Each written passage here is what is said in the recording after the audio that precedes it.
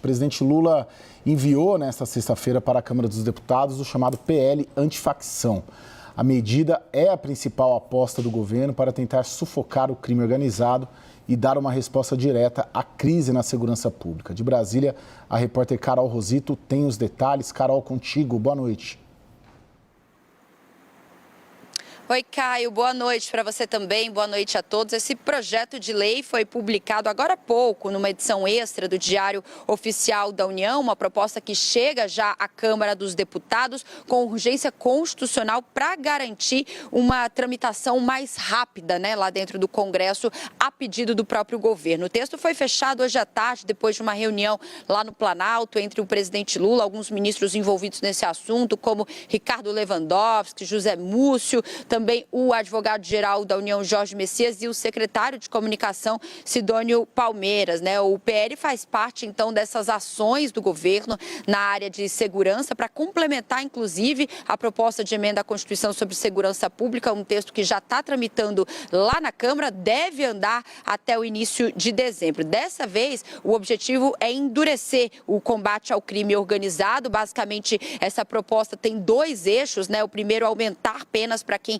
participar de facções criminosas, podendo chegar a 30 anos de prisão, e também criar novas ferramentas de investigação, como mecanismos ali de infiltração em organizações criminosas, monitoramento de conversas e ainda a criação de um banco de dados de facções criminosas para que haja um controle maior. Lá na Câmara, o presidente Hugo Mota já vem sinalizando, inclusive nos últimos dias, que deve dar prioridade, sim, a esse tema, principalmente diante de toda a repercussão da mega operação no Rio de Janeiro essa semana, que acabou resultando em mais de 100 mortes. Volto com você.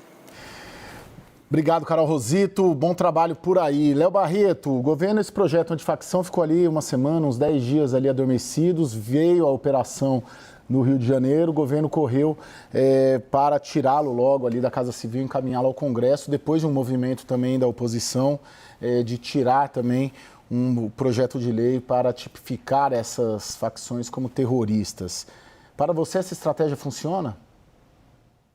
Olha, depende do que você está pensando, Caio. Assim, se a gente estiver pensando politicamente nas próximas eleições, na popularidade do presidente Lula, ele tem um grande desafio, E isso ficou bastante claro já na nota que ele publicou mais de 24 horas depois da operação, pelo antigo X, nas redes sociais.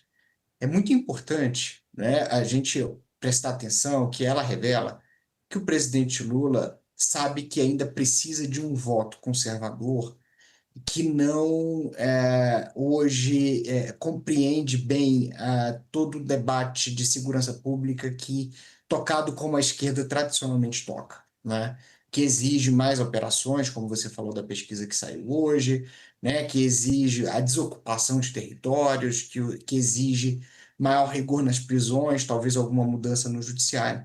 E isso é um desafio porque questiona, uma direção tradicional que a esquerda sempre tem o tema. Hoje o presidente Lula ele está numa encruzilhada, de verdade, porque, por um lado, ele tem toda uma tradição de debate desse tema a partir de uma luz de direitos humanos, de uma questão social antes de uma questão policial, só que hoje ele percebe a sociedade buscando um novo tipo de abordagem, uma abordagem mais conservadora e de mais confronto. E ele está se balançando para tentar entender como é que vai se posicionar, entendendo que ele ainda precisa de um voto conservador para poder garantir sua reeleição. Então, é isso, por um lado, você pensar na política pública, por outro, também você pensar no projeto de reeleição, numa situação de posicionamento político, de posicionamento de comunicação, que é muito desafiador, considerando o histórico do presidente Lula nesse tema. Ô, Jussara, como que o governo enfrenta e pretende enfrentar esse dilema de tentar atrair um debate público, tentar atrair um eleitor conservador com uma política que o próprio governo discorda de como esse eleitor conservador espera que ele haja? O primeiro passo do governo, não apenas do Palácio do Planalto, mas também do PT, o partido do presidente Lula, é buscar entender como a população está se colocando diante das questões de combate ao crime organizado. Tanto é que o PT e o Palácio do Planalto, por meio da Secretaria Especial de Comunicação, vão também fazer levantamentos, pesquisas para entender melhor como a população viu essa mega operação no Rio de Janeiro, que deixou 121 pessoas mortas, e mais, como é a percepção da população sobre a segurança pública e como o governo federal tem agido sobre segurança pública. Essa é uma questão essencial, porque a gente sabe que este é um tema que vai dominar as eleições, né, os debates das eleições em 2026. E até aqui, como bem citou o Leonardo, a questão é o seguinte: o governo Lula e a esquerda, de modo geral, tem muita dificuldade de se posicionar nessa questão do enfrentamento ao crime organizado, por muitas vezes fazer essa defesa dos direitos humanos. E, neste caso, a percepção até aqui é que esse discurso tem se desgastado, não tem ficado muito de pé. Então, o governo precisa se reorientar neste tema e, a partir disso, essas pesquisas vão tentar reposicionar o governo. Eu também apurei ao longo do dia, Caio, que há uma orientação explícita para o próprio presidente Lula para ele evitar, neste momento, dar declarações de improviso sobre segurança pública. Tanto que a gente observou que o presidente tem preferido se manifestar sobre esse tema justamente pelas redes sociais, por escrito, em ambiente controlado. Qual que é o grande objetivo neste momento, ainda logo depois, né, do impacto dessa mega operação no Rio de Janeiro? É justamente dar brecha para a oposição usar alguma frase do presidente Lula fora do script. E aí a gente tem que lembrar uma fala recente do presidente, que ele acabou se desculpando depois, mas o presidente deu aquela declaração em viagem à Ásia, dizendo que traficante também é vítima dos usuários. Depois ele se desculpou, disse que se expressou mal, mas o Palácio do Planalto, os estrategistas de comunicação sabem que uma frase dessa, neste momento, pode ter um custo muito grande para o próximo ano, exatamente, já pensando nas eleições, e o presidente também já disse que é candidato à reeleição, Caio. Agora, Thaís, começa a aparecer também na análise política, análise econômica, o risco político e econômico da violência, né, no Brasil, né, apontado já como um risco político, não? Risco econômico já existe, ele já faz parte da planilha de custo de qualquer negócio no Brasil. Se você for um restaurante, vai ter segurança na porta, porque há assalto dentro do restaurante. Se você for fazer o transporte de um caminhão de alimentos para entrar nas comunidades, por exemplo, você tem que ter segurança para isso. Se você for fazer transporte de grãos da região produtora até os portos, tem que ter segurança armada. No próprio Porto de Santos tem roubo de carga. Então, assim, há contas, há vários cálculos que já foram feitos. O Fundo Monetário Internacional, por exemplo, calcula que a América Latina e Caribe, 3,5% do PIB é o custo da violência, pensando nos casos de homicídio. O Atlas da Violência aqui no Brasil fala em mais de 10% do PIB. R$1 trilhão. E aqui há custos diretos, como esse que você perde a carga e você tem que refazer, mas há também muitos custos indiretos, que vão desde a saúde pública até evolução da produtividade no Brasil, alocação de investimentos no Brasil. E eu vou te dizer, Caio, assim, de tudo que eu acompanho há 25 anos, há 25 anos que essa é uma pauta do setor produtivo, né? E hoje ela é vista como uma coisa muito mais grave por causa da polarização na política. Porque se a saída está na política e a política está nessa briga que vocês estão colocando aqui, qual solução que vai sair? Ou esse caso vai passar e eles vão continuar tendo que calcular pelo custo do seu negócio, quanto custa se proteger da insegurança no Brasil. Talvez levar esse assunto para campanha eleitoral, de fato, né? De fato, que nunca entrou, né? Entrou, assim, mas entrou sempre muito paralelo, né? Sim, isso que eu queria jogar para o Léo. Você vê condições desse assunto ser o grande assunto da campanha, o PT até agora, o presidente Lula vinha trabalhando e vem trabalhando num tripé, né, de justiça tributária, defesa da soberania, ricos contra pobres. A oposição agora encontra um discurso da segurança pública. Será que consegue levar esse discurso como prioritário? Ser a eleição da segurança pública, Léo?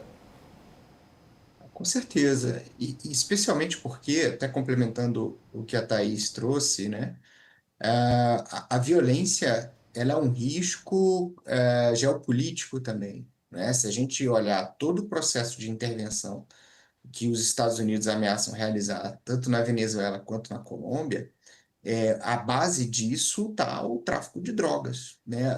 Numa declaração que a Casa Branca fez no início do governo, eles diziam que identificavam, né, nos narco-estados, né, na fragilidade institucional, né, motivada pelo crime, um grande risco para a segurança dos Estados Unidos, porque isso desestabilizava internamente parceiros americanos, né? O caso do Equador também é uma situação muito séria. E o Brasil tem que tratar isso também dentro desse contexto geopolítico. Existe um projeto, né, do deputado Danilo Forte, que caracteriza o crime organizado como facção terrorista, né? Se ele for aprovado, provavelmente isso vai ser o primeiro constrangimento eleitoral que o presidente Lula vai ter, porque provavelmente ele vai fazer o veto, né? Porque acha que se assumir essa condição, você abre espaço, inclusive, para uma intervenção dos Estados Unidos aqui dentro.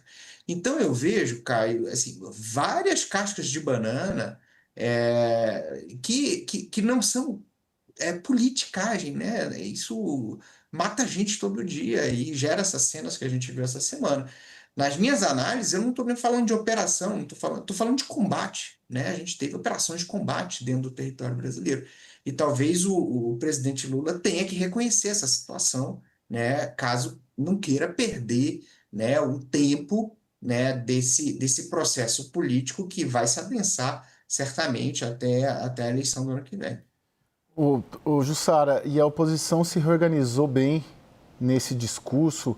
Na sua percepção de repórter de política, e você cobre eleições há muito tempo, você nota uma consistência, eu não digo no discurso da oposição, mas na chegada do tema segurança pública como um tema nacional eleitoral durante a campanha de 2026?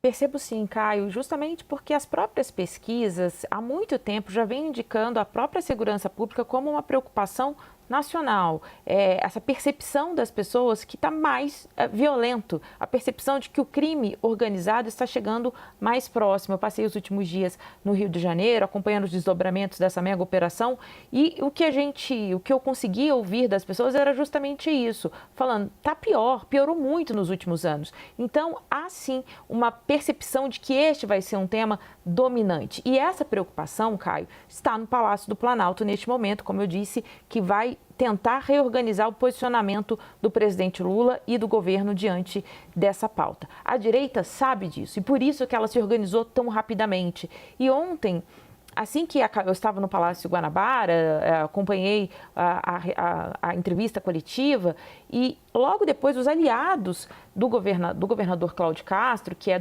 do PL, estavam comemorando, dizendo o seguinte, olha, a gente conseguiu aqui nessa reunião, nessa coletiva de governadores que demonstraram apoio à mega operação, dizendo que essa mega operação foi um modelo.